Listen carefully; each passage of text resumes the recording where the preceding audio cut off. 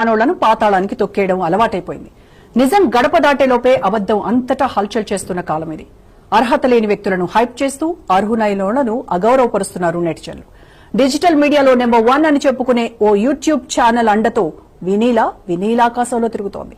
Fake doctor మహానటిపై ఇవాల్టి special debate.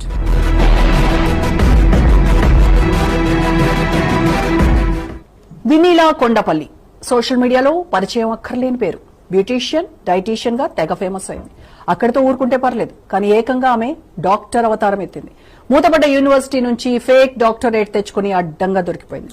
Study పరంగా కూడా ఆమె డాక్టర్ కాదు, కానీ మహానటి. డాక్టర్లను తలదన్నేలా కలరింగ్ ఇచ్చింది. ఒక్కటి కాదు, రెండు కాదు, 100 కోట్లకు పడగెత్తింది. బ్యూటీతో సోషల్ ఎంట్రీ ఇచ్చిన వినీలా అతి తక్కువ కాలంలోనే అందనంత ఎత్తుకు ఎదిగింది. దొంగ సర్టిఫికెట్ ను తెచ్చుకుని వైద్యురాలిగా మారింది.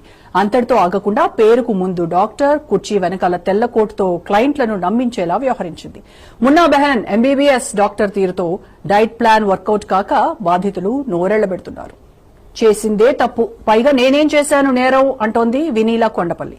తాను మందులు రాయనని, ప్రజలు ఆరోగ్యంగా ఉండటానికి సహాయపడే ఆహార సలహాలను మాత్రమే ఇస్తానని సమర్థించుకుంటోంది. సాంప్రదాయని, సుప్పిని అంటూ శుద్ధపూస కబుర్లు చెబుతోంది. డాక్టర్ అనే పదాన్ని ఉపయోగించడం చట్టబద్దంగా, నైతికంగా సరైందేనా కాదా అంటే అస్సలు సమాధానమే ఇవ్వట్లేదు. ఆమెపై చట్టపరమైన చర్యలు తీసుకోవాలనే డిమాండ్ సర్వత్రా వినిపిస్తోంది. వినీలా లాంటి వారికి అడ్డుకట్ట వేయకపోతే భవిష్యత్తులో ప్రమాదం తప్పదు అంటున్నారు నిపుణులు. తాను చెప్పిన డైట్ ప్లాన్ వల్ల 80% మంది క్లయింట్స్ లో సక్సెస్ రేట్ వచ్చిందని, 20% మందికి సక్సెస్ రేట్ పొందలేదని చెప్పుకొచ్చింది వినీలా. అయితే ఆమె సిఫారసు చేసిన ఆహారపు అలవాట్ల వల్ల ఎవరికైనా ప్రమాదం జరిగితే, ఎవరైనా హెల్త్ క్షీణించినట్టయితే బాధ్యత ఎవరిది? చట్టపరంగా వినీలను జవాబుదారీగా ఉంచగలమా? ఇలాగే పరిస్థితులు కొనసాగితే వైద్య రంగం మనుగడ సాధ్యమేనా అనే ప్రశ్నలు అందరినీ వెంటాడుతున్నాయి.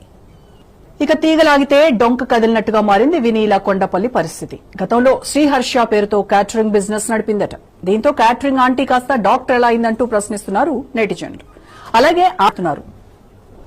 ఇక వినీలా తరహాలోనే మరో స్కామ్ బయటపడింది. అందంగా తయారు చేస్తామంటూ సొమ్ము చేసుకుంటున్నారు హెచ్కే క్లినిక్ గేటుగాళ్లు. హర్షిత, కార్తిక్ అనే 2 యువతీ యువకులు సామాన్యులను బోల్తా కొట్టిస్తున్నారు. డాక్టర్ల అవతారం ఎత్తి అమాయకులను ఆగం చేస్తున్నారు.